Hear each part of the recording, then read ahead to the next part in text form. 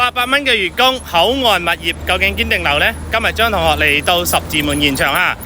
十字門呢，未來會有一個口岸嘅。咁呢邊呢，十字門華發商都已經開咗業噶啦。嗱，我身後呢個華發商都，咁樓下呢就有個輕軌站嘅，可以輕鬆接駁全國噶啦。咁我哋睇睇個示範單位先。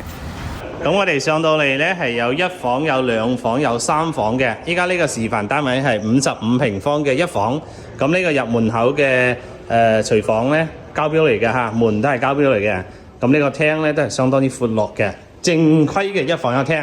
呢個都係重點啊！重點睇下呢個位置啦。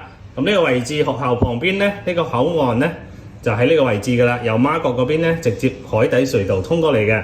咁樓下就華發商都。咁呢個正宗嘅口岸物業嚟嘅。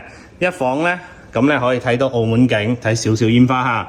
如果係2房呢，係直接就係煙花景嚟噶啦。OK， 咁啲家私家電呢，到時全部幫大家配晒嘅，空調都整好晒。3段式嘅衛生間，乾濕分離。咁呢主人房空間都 OK 嘅，呢邊做個到頂嘅大衣櫃，咁依然都係靚靚嘅景觀嚇。嗱，我哋10分鐘，拱北口岸、港珠澳口岸、橫琴口岸揸車都輕鬆到達嘅，有興趣街坊下方留言啦。